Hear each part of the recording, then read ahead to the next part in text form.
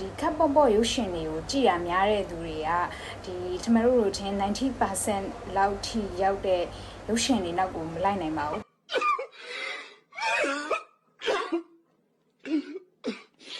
အားလုံးမင်္ဂလာပါဒီနေ့ကတော့ဗုဒ္ဓဟူးနေ့ဆိုတော့ရုပ်ရှင် review အကြောင်းပြောရမယ့်နေ့ပေါ့နော်ဒါပေမဲ့လည်းဒီနေ့ရုပ်ရှင် review အကြောင်းမပြောဘဲနဲ့ရုပ်ရှင်နဲ့ပတ်သက်တဲ့ content လေးတစ်ခုလုပ်ထားပါတယ်နည်းနည်းတော့ sensitive ဖြစ်ကောင်းဖြစ်မယ်ပေါ့နော်ဆိုလူတော်တော်များများကဒီမေးခွန်းလေးမေးဖို့ကြမယ်ထင်တယ်ဒီဘယ်ရုပ်ရှင်လေးကောင်းလဲဒါမှမဟုတ်ဘယ်စာအုပ်ဘယ်တခြင်းလေးဖတ်ရနားထောင်ရမလဲဆိုတော့မေးခွန်းမျိုးကိုတော်တော်များများကမေးဖို့ကြမယ်ထင်ပါတယ်နော်ဒီလိုမျိုးရုပ်ရှင်စာအုပ်စာပေနဲ့တခြင်းတွေကိုအကြောင်းပေါ့နော် recommend ဒါမှမဟုတ် review တွေပါညာတောင်းတဲ့အခါမှာကိုကဒီအရာနဲ့ပတ်သက်ပြီးတော့အုံနောက်ကဘယ်လောက်ထိအားစိုက်ထုံနိုင်လဲဆိုတဲ့ပုံမှာမူတည်ပြီးတော့တောင်းရတာမျိုးပါဥပမာကိုကပုံမှန်အဖြစ်ဘယ်လိုမျိုးရုပ်ရှင်တွေကြည့်ရရှိလဲဘယ်လိုမျိုးစာအုပ်တွေဖတ်ရရှိလဲဘယ်လိုမျိုးတခြင်းတွေနားထောင်ရရှိလဲဆိုတာမျိုးပေါ့ဘာလို့လဲဆိုတော့ဒီခပ်ပေါ့ပေါ့ရုပ်ရှင်တွေကိုကြည်ရများတဲ့သူတွေကဒီကျွန်တော်တို့ထင်90% လောက်ထိရောက်တဲ့ရုပ်ရှင်တွေနောက်ကိုမလိုက်နိုင်ပါဘူး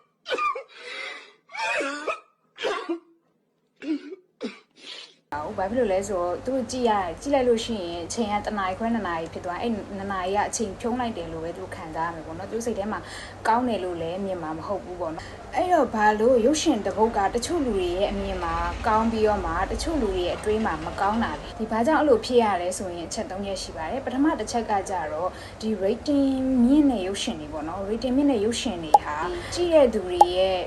ဒီသိမြင်မှု level ကိုပေါ့နော်သွားပြီးတော့အလိုမထိတတိသွားစားရတယ်ဘယ်လိုမျိုးလဲဆိုတော့ဒီဇက်ကောင်ရဲ့စိတ်နေစိတ်ထားကိုခံမှန်းရတာတွေပြီးတော့ဒီဇက်အိမ်ကိုလိုက်တွေးနေရတာတွေပေါ့နော်အဲ့ဒီဇက်အိမ်ခိုင်မခိုင်ဆိုတာမျိုးကိုလိုက်ကြည့်နေရတာတွေအဲ့ဒါတွေကကြတော့ဒီအုံနောက်ရဲ့ဒီ prefrontal cortex ဆိုတဲ့ဆင်ញင်တုံတရားနဲ့ဆုံးဖြတ်ချက်ချတဲ့အပိုင်းကိုသွားပြီးတော့အလုပ်ပေးရပေါ့နော်ဒီလိုမျိုးတွေးရတာကိုကြိုက်တဲ့သူဒီစိန်ခေါ်မှုကိုကြိုက်တဲ့သူကကြတော့ဒီလေ့ကျင့်ခန်းလုပ်ရတယ်လို့ပဲအုံနောက်လေ့ကျင့်ခန်းလုပ်တယ်လို့ပြီးတော့ဒီတခြားစိတ်ပိုင်းဆိုင်ရာလေ့ကျင့်ခန်းတစ်ခုခုလုပ်တယ်လို့ပဲသူကစိတ်ချနေမှုရတယ်ပေါ့နော်နောက်ဒုတိယတစ်ချက်ပေါ့နော်နောက်နံပါတ်2အချက်အနေနဲ့ဆိုလို့ရှိရင်သူက reward ချက်ချင်းပြန်ရလို့ပါဒီအများကြီးတွေးစရာမလိုတဲ့ရုပ်ရှင်တွေကကြတော့ဒီချက်ချင်းရည်ရတယ်ချက်ချင်းငိုဝင်လဲချက်ချင်းငိုရပါပေါ့နော်အဲ့တော့ရုပ်ရှင်ကြီးကဒီလိုနဲ့ပဲပြီးသွားတယ်ဒါပေမဲ့ပျော်လဲရတယ်ပေါ့နော်ပျော်လဲရတယ်ဆိုတဲ့ feeling ကိုရတယ်ဒါပေမဲ့ဒီ rating မြင့်တဲ့ရုပ်ရှင်တွေတော်တော်များများမှာကြတော့ဒီ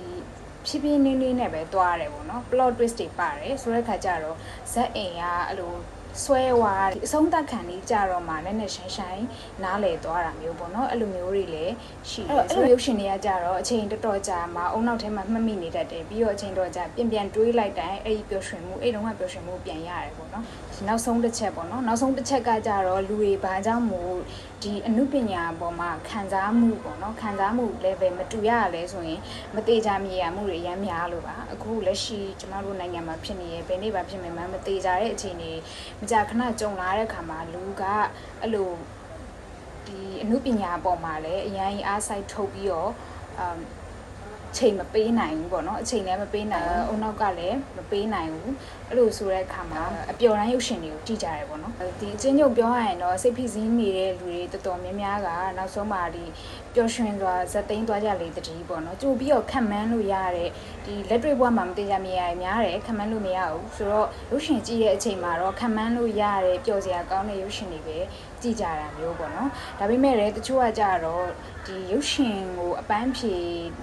တဲ့အနေနဲ့ကြည့်ရဆိုပေမဲ့စိတ်ကြည်နပ်မှုပေါ့နော်လုံးဝအဓိပ္ပာယ်ရှိရပျော်ရွှင်မှုစိတ်ကြည်နပ်မှုကိုရချင်တာဖြစ်တဲ့အတွက်တကယ်ဟိုမှကောင်းတဲ့ဇက်အိမ်ခိုင်နေတဲ့ရုပ်ရှင်တွေအဲ့လိုခက်ဆန်းရုပ်ရှင်တွေကိုစိတ်ဖြစ်စည်းနေပေမဲ့လည်းသူတို့ track ကကြတော့ဒါကပျော်ရွှင်မှုဖြစ်တဲ့အတွက်ဒီဟာကိုရွေးကြတာပေါ့နော်ဒါကြောင့်မို့လို့ကိုကတခုခုနဲ့ပတ်သက်ပြီး review တောင်းရမယ်ဆိုလို့ရှိရင်အဲ့တော့ဘယ်လိုမျိုးရုပ်ရှင်ကြည့်ချင်တာဘယ်လိုမျိုးစာအုပ်လေးဖတ်ချင်တာဘယ်လိုသချင်းလေးနားထောင်တာဆိုပြီးတော့ဟို sample လေးတွေပါပြပေးရင်တော့ပိုဆင်ပြေရပါတော့နော်ဟုတ်ကဲ့ဗုဒ္ဓဟူးနေ့ရဲ့ဒီရုပ်ရှင် review မဟုတ်တဲ့အနုပညာခံစားမှုအကြောင်းလေးပါရှင်